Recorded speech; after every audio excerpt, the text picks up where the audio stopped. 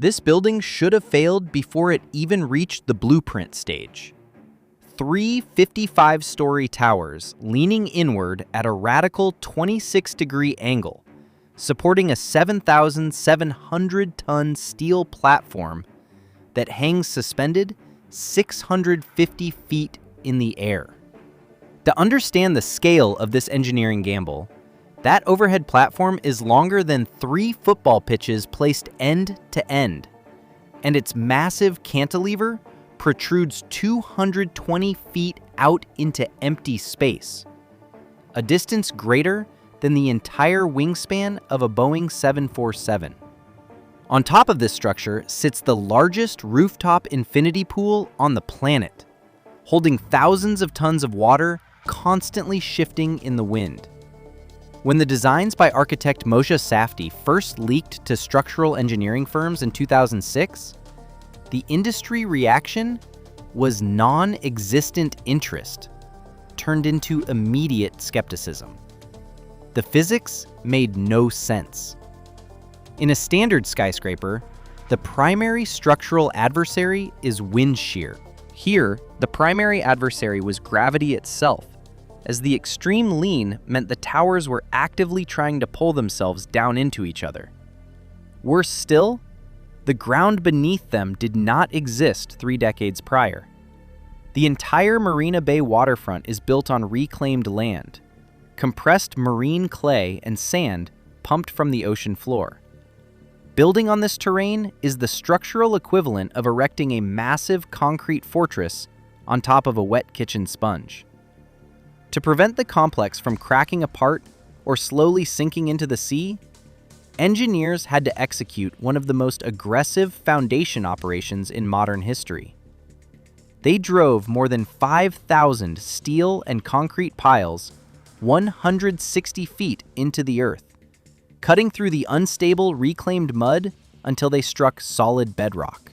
To resolve the inward lean, crews built massive 28-inch thick concrete shear walls inside the legs and installed temporary heavy steel trusses to brace the structures until the central spine could lock them into place. When Marina Bay Sands opened in 2010 at a cost of $5.7 billion, it instantly shifted the global perception of Singapore. It transformed a sterile, highly functional financial layover station into one of the most visually recognizable tourism destinations in the world. It accounts for up to 2.7% of Singapore's entire gross domestic product from a single address. It attracts over 45 million visitors annually. Yet, despite this unprecedented financial triumph, the ownership is currently executing an $8 billion expansion to fundamentally alter the complex. The decision to double down on this exact coastal location introduces a critical engineering paradox. Building a 4th megatower, currently designated as IR2, on the same reclaimed waterfront exposes the project to a modern set of variables that did not exist during the initial construction 20 years ago. To understand the baseline risk, one only has to look across the Pacific to the Millennium Tower in San Francisco. That 58-story luxury residential skyscraper opened in 2009 and has since sumped more than 2 feet into the ground while tilting 14 inches off-center. The cause was a fatal compromise. Its foundation piles stopped 80 feet deep in soft sand rather than anchoring to the bedrock. While Marina Bay Sands avoided this immediate design flaw by anchoring deeply into the bedrock, the land itself is facing a compounding threat. Climate change projections indicate that regional sea levels around the Malay Peninsula could rise by more than 3 feet by the turn of the century. Reclaimed ocean soil is highly susceptible to saturation, storm surges, and changing hydrostatic pressure. Every millimeter of soil shift alters the subterranean load balance. Building a brand new 55-story luxury tower right next to the original 3 requires modeling structural stability for a 100-year environmental degradation timeline. The new engineering team is not just calculating the weight of concrete and glass. They are betting $8 billion that modern foundational engineering can outpace the rising tides of the Pacific. It is a calculated statement of absolute confidence, signaling that Singapore believes its real estate can remain immune to the geographic vulnerabilities plaguing other global coastal cities. The true driver behind this massive expansion is not a need for more space, but a deliberate pivot in macroeconomic strategy. In recent fiscal quarters, the resort noted a distinct dip in standard gaming revenue. The corporate response was not to seek a higher volume of average tourists, but to shift the entire ecosystem to target a smaller, vastly wealthier demographic. The post-pandemic global economy created a massive wealth divergence. The ultra-wealthy returned to international travel with significantly higher spending capacity than the traditional middle-class tourist.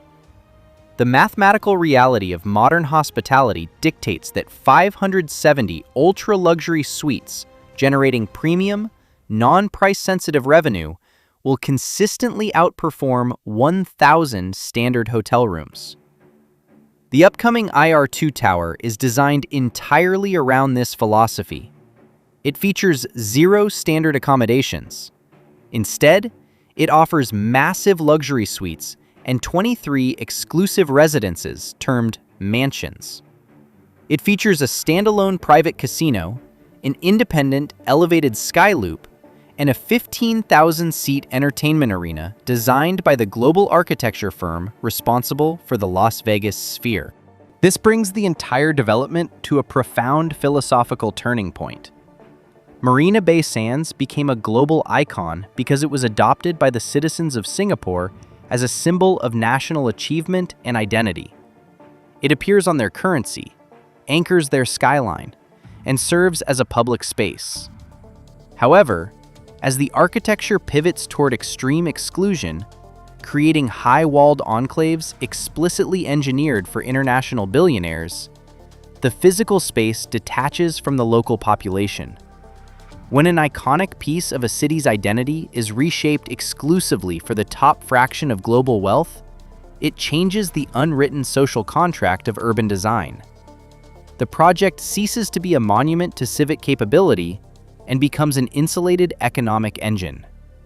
As construction progresses toward a 2031 completion date, the ultimate question hanging over the Singapore skyline is no longer whether the towers can physically stand, but who the city is ultimately building them for. But economics is only half the story. To accommodate these billionaires, the architects had to break the perfect geometric symmetry that made Marina Bay Sands an icon in the first place, triggering a massive design crisis and forcing a multi-billion-dollar geopolitical gamble. In the next video, we'll look at the architectural illusion of the new tower, the impossible physics of the sky loop, and how Singapore is trying to win the new Asian arms race. Subscribe so you don't miss part 2 next Monday.